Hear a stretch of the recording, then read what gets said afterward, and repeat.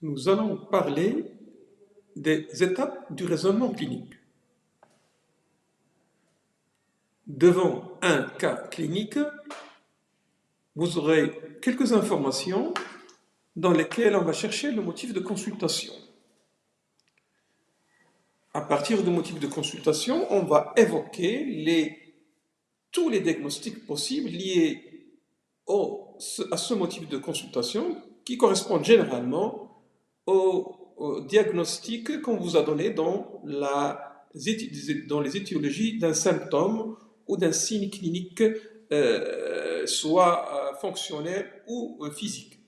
Et donc, évoquer, c'est une liste large de diagnostics à partir de laquelle on va raisonner. Donc, vous aurez les différentes étapes de l'observation médicale et ces différentes étapes, de manière progressive, on va essayer d'argumenter pour chaque diagnostic les éléments pour et les éléments contre. Donc, au fur et à mesure,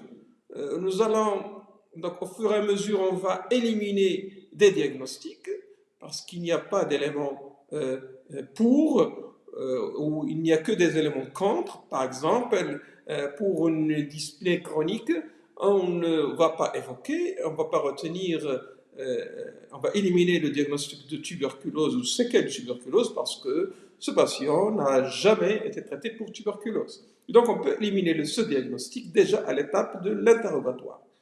Et donc à la fin de l'observation médicale, après avoir argumenté, on va se retrouver avec un ou deux diagnostics qui sont les plus probables, avec des diagnostics qui sont éliminés et avec des diagnostics moins probables. Et donc, un ou deux diagnostics très probables qui vont constituer notre diagnostic ou nos diagnostics de travail. On va dire qu'on a retenu un ou deux diagnostics. Ces diagnostics retenus vont nous orienter vers les examens complémentaires nécessaires pour la confirmation diagnostique.